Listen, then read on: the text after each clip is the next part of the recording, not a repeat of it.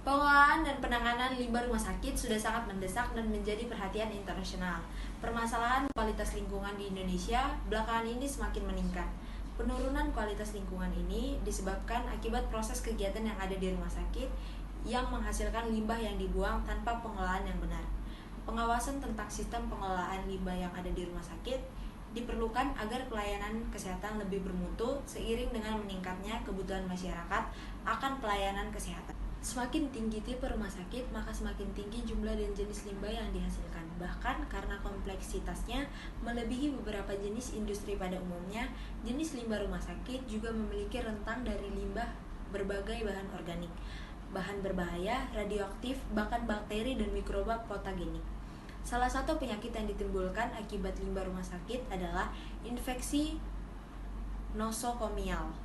Limbah rumah sakit seperti limbah lainnya akan mengandung bahan-bahan organik dan anorganik yang tingkat kandungannya dapat ditentukan dengan uji air kotor pada umumnya seperti BOD, COD, TSS, PO4, pH, temperatur, dan NH3 bebas atau amoniak. Baik, jadi di sini saya akan membahas tentang permasalahannya. Untuk permasalahan itu sendiri, untuk di rumah sakit umum Tulehu itu pengolahan limbahnya itu. Jadi untuk pengolahannya itu masih kurang baik. Pengolahan yang kurang baik itu apabila pengolahan limbahnya itu dibuang ke perairan bebas, maka akan terjadi pencemaran. Untuk limbah medis itu sendiri termasuk limbah yang sangat buruk.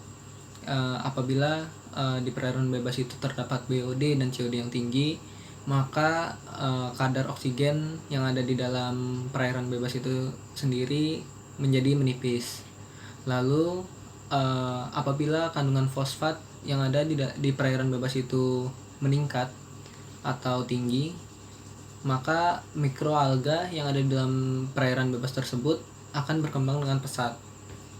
Jadi mikroalga itu sendiri ada beberapa yang menjadi toksin bagi biota sekitar.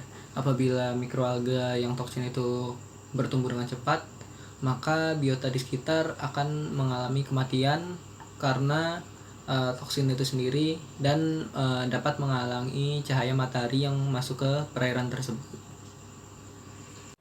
Baik, selanjutnya saya akan menjelaskan mengenai permasalahan-permasalahan lain yang terjadi akibat pencemaran limbah rumah sakit di perairan.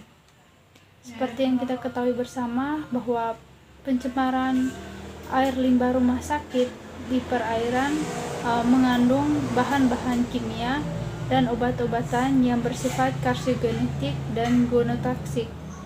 Hal ini dapat menyebabkan terjadinya penyakit kanker dan kelainan genetik. Lalu terjadinya peningkatan amoniak di perairan. Penyebab terjadinya peningkatan amoniak khususnya pada limbah rumah sakit yaitu disebabkan oleh urin, di mana semakin banyak pasien dan pengunjung yang datang menginap atau berobat dapat menyebabkan peningkatan amoniak limbah rumah sakit.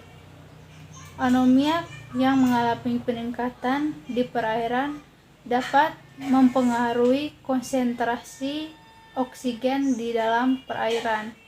Hal ini dapat menyebabkan terjadinya kematian biota dan efek yang ditimbulkan bagi manusia dapat menyebabkan iritasi saluran pernapasan dan mata dan dapat menyebabkan terjadinya kematian.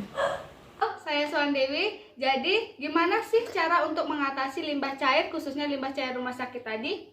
Nah, jadi solusinya yaitu dengan menggunakan IPAL dan septic tank. Nah, apa sih itu IPAL? IPAL merupakan singkatan dari instalasi pengolahan air limbah yang berupa sebuah struktur yang dirancang untuk membuang limbah cair serta melakukan pengolahan terhadap limbah tersebut sehingga kualitas air dari limbah tersebut dapat lebih baik dan diharapkan airnya dapat digunakan untuk kegiatan yang lainnya lagi. Yang kemudian adalah septic tank atau tangki septik, merupakan suatu kolam atau bak yang biasanya terdapat di bawah tanah. Tangki septik ini merupakan tempat pembuangan limbah cair yang dibuat dengan bahan yang kedap air sehingga air dalam tangki septik ini tidak dapat meresap ke tanah atau menyebar ke perairan yang lainnya untuk menyemarakan di perairan tersebut. Nah, mungkin itu tadi dari dua solusi yang dapat saya berikan. Terima kasih.